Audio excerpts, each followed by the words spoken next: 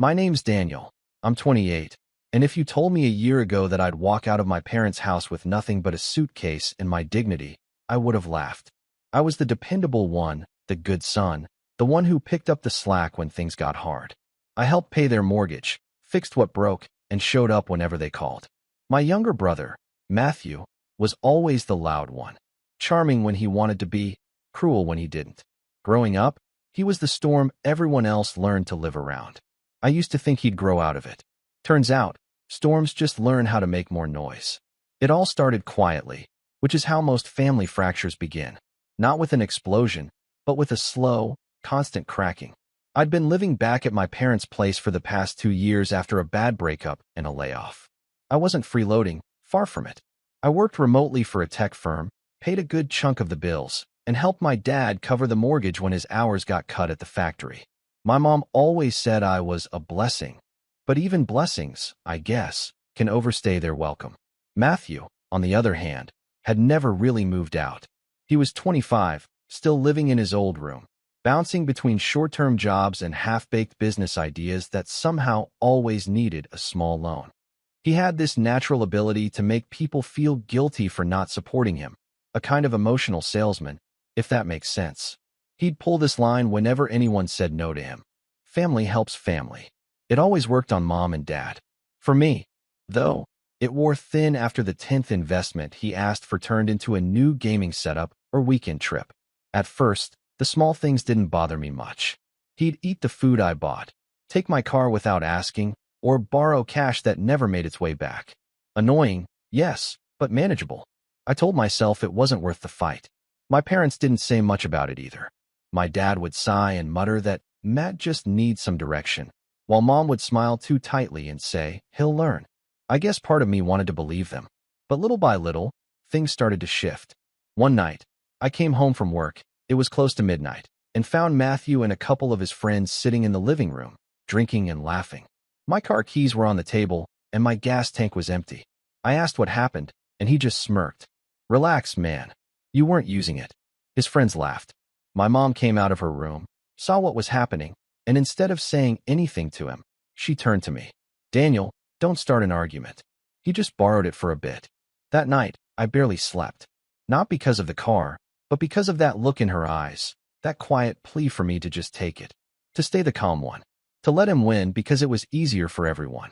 That was the beginning of me realizing something I didn't want to admit. Peace in our house always came at my expense. A week later, I came home to find my things moved out of the guest room. My clothes were in boxes, and my laptop sat on top of them, still open from my last work session. I found Matthew in my old room, sprawled across the bed. I needed more space, he said casually, not even looking up from his phone. You can take the smaller room. Mom said it's fine. I remember standing there, trying to process it. You mean my room? The one I've been using for 2 years? He shrugged. You don't own it. You're just staying here. I went to my parents, hoping, maybe foolishly, that they'd set it straight. My dad avoided my eyes, busying himself with the TV remote. Mom just sighed. Honey, it's temporary. Matt's been feeling a little cramped, and he asked nicely. The smaller room is still yours. Don't make this into a big thing. Don't make this into a big thing. That line echoed in my head like a warning. I swallowed the frustration, moved my stuff, and pretended it didn't sting. But something changed in me after that. I started noticing how easily my comfort was traded away for his convenience. How quickly silence became complicity. Over the next few months, it got worse. Matthew started treating the house like it was his. He'd host parties that stretched into the morning, leave the kitchen a disaster, and talk to me like I was some kind of unwanted tenant. Hey, Daniel, he'd say with that smirk, try not to hog the Wi-Fi. I've got people over. My parents never said a word. When I brought it up, they'd brush it off as sibling tension. One morning, I got up early for a video call with my boss and found the internet completely down. Matthew had unplugged the router so he could reset it for better gaming speed. I missed the call. My boss wasn't thrilled. When I confronted him, he laughed. It's not my fault you work from home like a hermit. Maybe go to a cafe or something. I snapped back that maybe he could respect the fact that I paid for the internet in the first place. That hit him differently. He stood up, all puffed up with that false confidence he wore like armor. You think paying a few bills makes you better than everyone else? You're lucky mom and dad even let you stay here." The words cut deeper than I expected.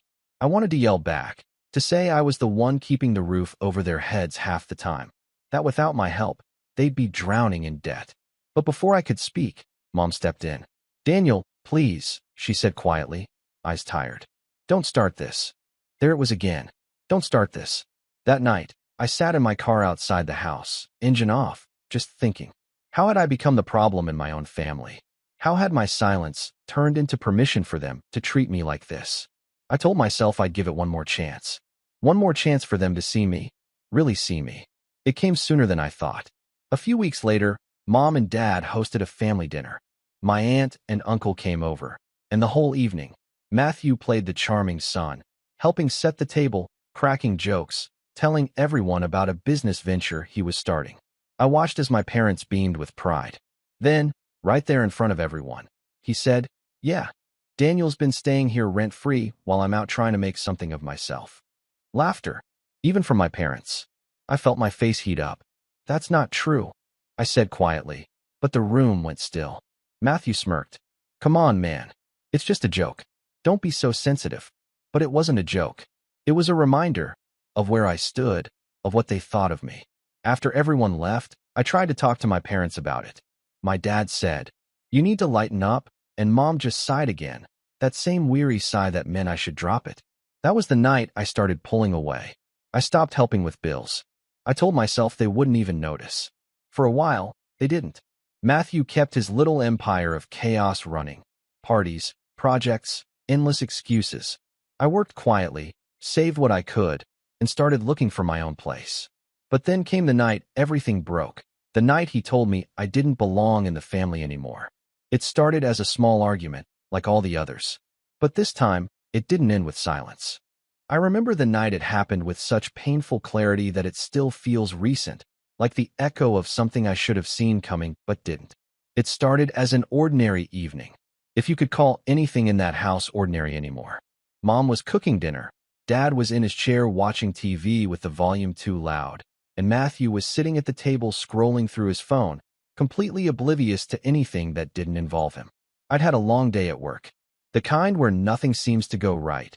Endless emails, back-to-back meetings, and that dull ache behind your eyes from too many hours staring at a screen.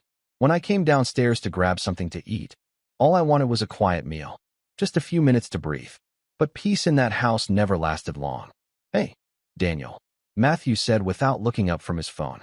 "You transfer your half of the utilities yet?" I frowned. "What are you talking about? I already paid for this month." He looked up then, with that familiar smirk that made my stomach tighten. "Nah, I checked the account. It's short. Mom said you were supposed to handle it." Mom turned from the stove, her tone soft but unsure. "Honey, I thought you said you'd take care of it." "I did," I said carefully. "I sent the payment last week." Matthew chuckled, shaking his head. "Then maybe you should double-check, because it didn't go through." Something in his tone, smug, condescending, told me this wasn't about money. It was about power. He loved finding small ways to corner me, to make me defend myself. It gave him control. So I took out my phone, opened the banking app, and turned the screen toward him. "It's right there. Cleared 5 days ago." He squinted at the screen, then shrugged. "Weird. Guess it's not showing up for me." Dad finally spoke up from his chair without looking away from the TV. "Let's not argue about money at the table." "I'm not arguing," I said. "I'm just clearing it up." But the damage was done. Matthew had already planted the seed of doubt. My parents didn't say anything more, but I could feel the shift in the air, the silent suspicion that somehow I'd made a mistake. I went back upstairs after dinner, trying to shake it off, but that conversation stayed with me like a splinter under my skin. The next morning, I woke up to my mom knocking on my door. "Daniel, could you come downstairs for a minute?" When I walked into the kitchen, Matthew was sitting at the table with my dad, looking like the cat who got the cream. There was a printed sheet in front of them, a bank statement. My mom looked uneasy.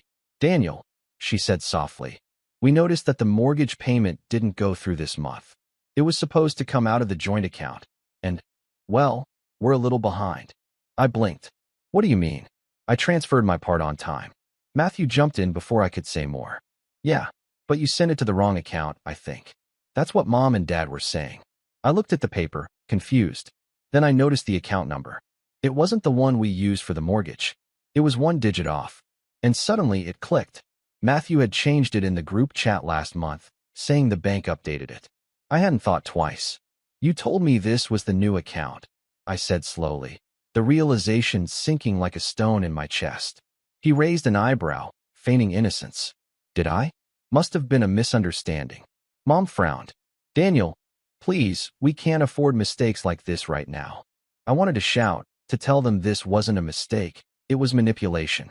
But the exhaustion won. I could see in their eyes that they'd already decided whose fault it was. So I fixed it. I paid the missing amount. Again. And Matthew got to walk away clean, his smirk growing every time he saw the frustration written on my face. That was the moment something in me started to harden. I stopped trying to defend myself. Stopped explaining, stopped justifying, stopped hoping they'd see what was happening. Because they didn't want to see it. My silence wasn't peace anymore, it was survival. But Matthew wasn't content with that. My quietness made him restless.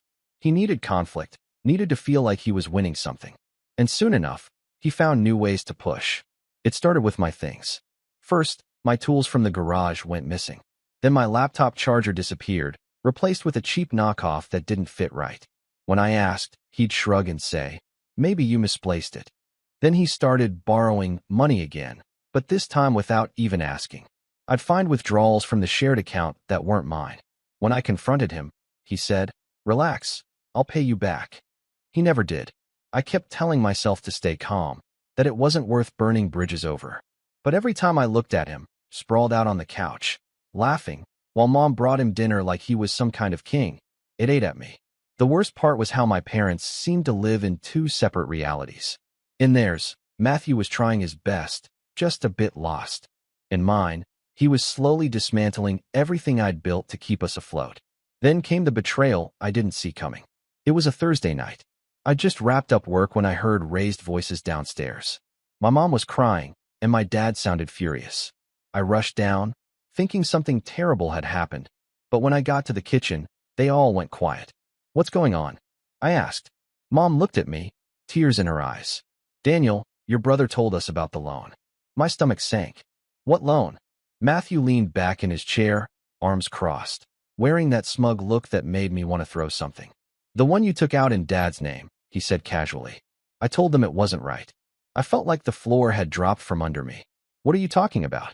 I never took out any loan in Dad's name.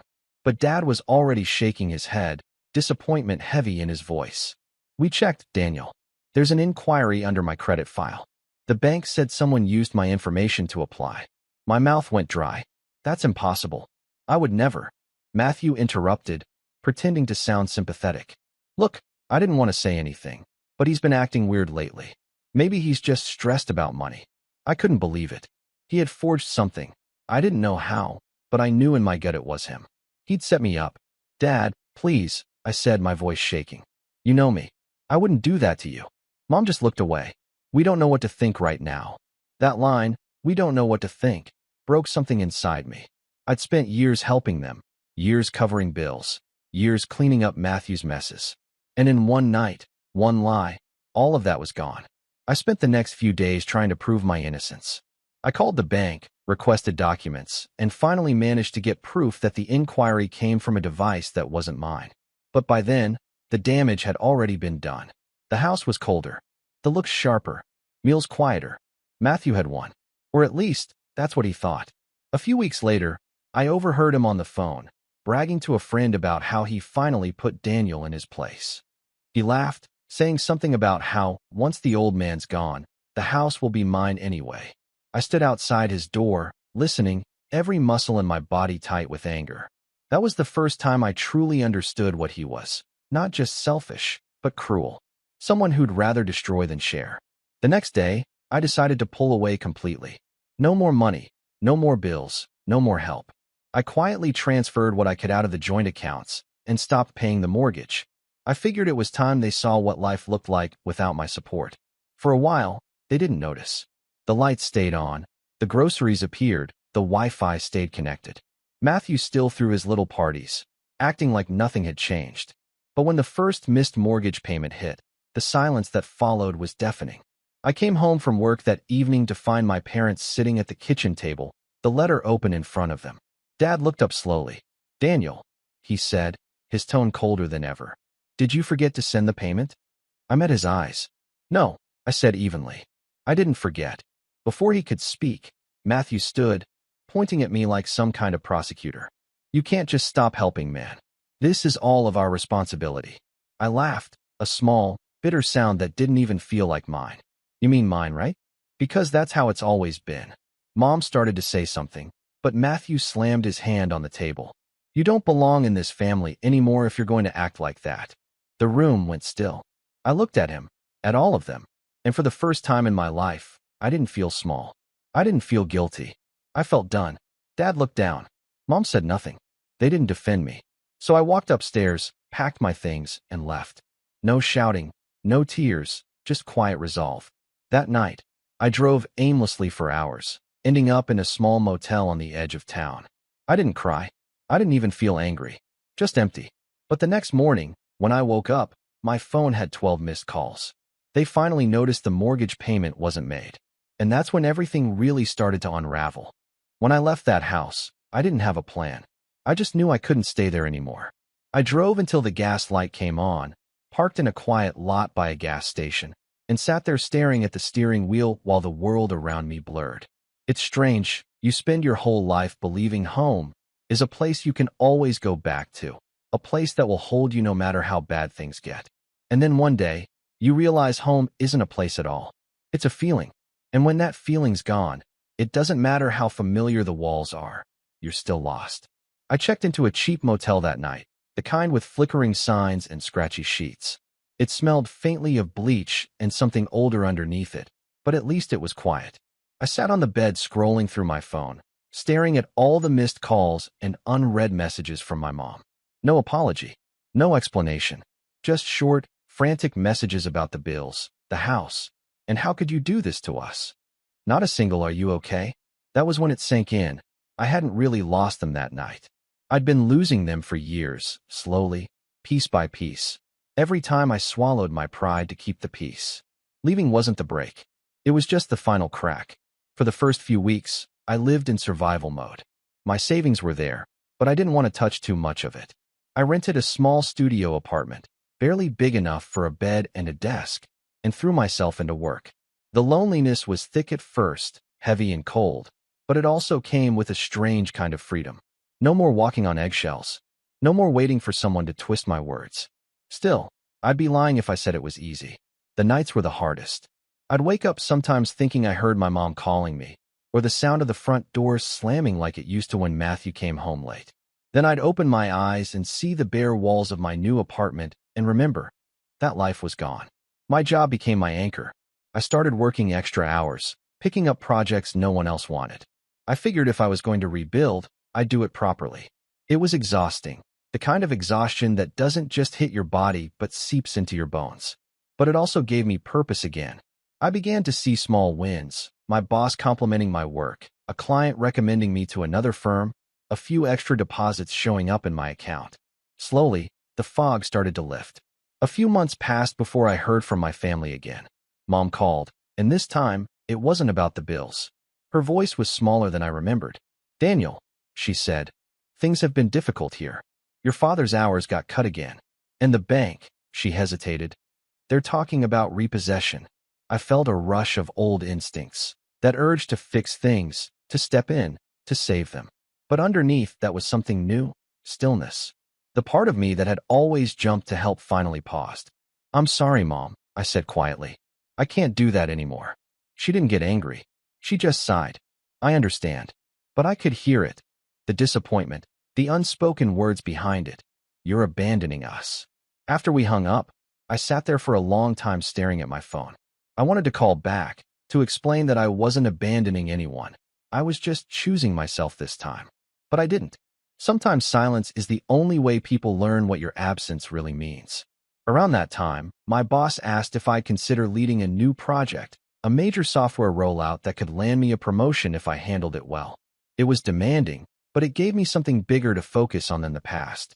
I spent nights sketching out designs, running tests, and refining presentations until my vision blurred. The more I built, the less I thought about what I'd lost. One evening, I was leaving the office late when one of my coworkers, Sarah, caught up to me. She was the kind of person who always found light in places others overlooked, soft-spoken, but grounded. She'd been helping me on the project, and over time we'd grown close. "You ever take a break?" she asked, smiling as we walked toward the parking lot. I shrugged. "Breaks make me think too much." She nodded knowingly. "Then maybe that's what you need, to start thinking differently." Her words stuck with me. Over the next few weeks, she kept nudging me out of my shell. Lunch breaks, walks after work, even a weekend hike I initially resisted but ended up enjoying more than I expected. She never pried about my family, but one evening, after a long day, I told her everything. The house, the favoritism, the betrayal. The moment my brother pointed to the door, she listened without interrupting, her expression calm. When I finished, she said something simple that I'll never forget. "You can't rebuild a home with people who only loved you when you were useful." That sentence felt like someone had opened a window in a room I didn't realize was suffocating me. For the first time, I understood that what I'd lost wasn't love, it was dependency. And what I was gaining was self-respect. Months rolled by. My project was a success, and with it came a promotion, and a raise that finally let me breathe. I moved into a slightly larger apartment, one with actual sunlight that spilled through the windows in the morning. I bought secondhand furniture, hung a few plants, and filled the space with small things that made it feel like mine: coffee mugs, books, a record player. I caught myself smiling one morning as I brewed coffee, realizing I'd gone an entire week without thinking about that house. That used to feel impossible. But life has a way of testing you just when you think you've found your footing. It started with a message from my dad, the first one since the night I left. It was short: "We need to talk. It's about the house." For a long moment, I just stared at it. Then curiosity got the better of me. I called him back. He sounded older, tired. "Daniel," he said, "I know things haven't been right between us, but we're in a bad spot. The bank's moving forward with foreclosure. We're months behind." I thought maybe his voice trailed off. "You thought maybe I'd fix it." I finished for him. Silence. Then a resigned, "I don't know what else to do." For a second, that old ache came back, the part of me that still wanted to save them. But I also remembered every moment of being dismissed, every time they'd told me to stay quiet, every time they'd chosen Matthew's comfort over my respect. "I can't, Dad," I said finally. "I helped for years. I warned you what would happen. You didn't listen." He didn't argue. He just sighed. "Your mother's not doing well. She misses you." That hit harder than I expected. But I stayed firm. "I miss her too. But I can't come back to that." After we hung up, I sat in silence for a while. It was strange. I didn't feel triumphant or even relieved. Just heavy. Letting go isn't clean. It doesn't come with fireworks or closure. It's quiet. It's sitting alone in your own apartment realizing that peace sometimes feels like loneliness. Over time, though, that heaviness began to fade. Work flourished. Sarah and I grew closer, from friends to something quietly deeper. We didn't rush it. It just evolved naturally, like two people finding balance in each other's presence. She reminded me what trust felt like, not the kind that demands proof, but the kind that gives space. A year passed before I heard about Matthew again. A mutual acquaintance mentioned he'd lost his business venture, apparently some crypto scheme gone wrong, and was in debt. My parents had tried to bail him out again, but with the house gone and their savings drained, there wasn't much left to save. Part of me felt sorry for him, but a larger part of me knew this was inevitable. You can't build a life on manipulation and expect it to stand. Sometimes I wonder if he ever realized what he threw away. Maybe, deep down, he did. Or maybe he still blamed me. Either way, I stopped needing the answer. One evening, about a year and a half after I'd left, I went for a walk through my old neighborhood. It was spring, the kind of soft, golden light that makes everything look almost forgiving. I passed by my parents' old house. It had new owners now. The yard was trimmed, the porch freshly painted. It didn't look haunted by arguments anymore. I stood there for a while, not out of longing, but gratitude.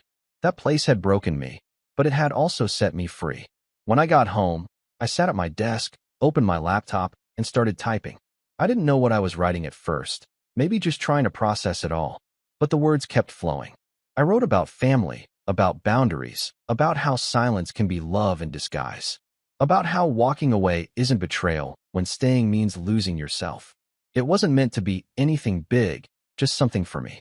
But when I shared it anonymously online one night, it blew up. Thousands of people commented, people who'd been through the same thing, who said my story gave them strength. For the first time, I realized something. Maybe what I went through wasn't just suffering. Maybe it was preparation. And for the first time in a long time, I felt proud, not because I'd survived them, but because I'd finally become someone they couldn't break. Still, deep down, a part of me knew the story wasn't over. Because a few weeks later, I got a message that would drag me right back into the past I thought I'd escaped. It was from Matthew, and he wasn't asking for forgiveness. I stared at Matthew's message like it was a trap. "We need to talk. Things aren't the same without you. Call me." I didn't respond. Not then. Not ever. I had learned to watch, to wait, to calculate. For years, I'd been reactive, bending to keep the peace. Now, I could observe with clarity. Matthew was reckless, entitled, and oblivious to the consequences of his actions. I began gathering information. Public records, social media, anything to understand his current position. It was worse than I imagined. Debts, failed business ventures, and arrogant posts about suing my parents for stealing his inheritance. My parents, blind as ever, were his unwitting enablers. I built my own quiet network. Sarah became my sounding board. She didn't crave revenge, but understood strategy. We discussed plans over coffee, late nights turning into long walks through empty streets. "Make it quiet. Surgical," she said once. That word became my mantra. I observed him in his element. Coffee shops, gyms, networking events. His so-called friends were opportunists. He flaunted wealth he didn't have. Every conversation, every careless brag, revealed weaknesses I could exploit. Meanwhile, I strengthened myself, investing wisely, honing skills, building alliances with people who mattered. I wasn't flashy, I was precise. The perfect opportunity presented itself, a major investor conference Matthew had been planning for months. His pitch, his big moment, his chance at redemption.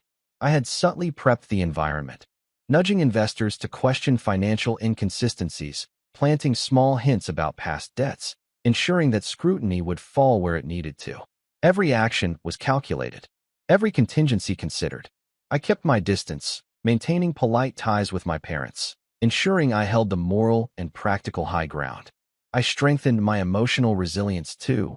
Therapy, reflection, and journaling became daily rituals. I needed to be unshakable, steady. Weeks of preparation culminated in a plan that required only subtle intervention. A carefully crafted email here, a whispered suggestion there, an anonymous tip or two. I didn't need to confront him. I didn't need to yell. I only needed to orchestrate the circumstances in which his own recklessness, arrogance, and past choices would unravel him publicly. As I watched him prepare for his pitch, I felt calm. No malice, just a deep certainty that the moment was approaching. Matthew thought he was untouchable. He didn't know the quiet one he'd ignored, belittled, and betrayed had grown stronger, wiser, and ready. The stage was set. The countdown had begun. The conference morning was clear and sharp. I woke early, made coffee slowly, and allowed the silence of my apartment to sharpen my focus. Months of preparation led to this. I didn't need theatrics. Precision and invisibility were my tools. Sarah accompanied me, her presence grounding me. Matthew arrived with practiced swagger, expecting charm to carry him through. Investors asked measured questions about cash flow, debt, and partner relationships. Each question exposed a new crack. I watched quietly as his confident veneer began to crumble.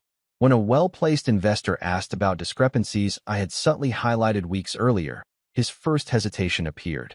The second blow came from a fund manager I'd discreetly informed. Invoices and documents didn't align. Signatures didn't match. Matthew tried to laugh it off, but charm was useless against facts. Questions piled up, each one undeniable.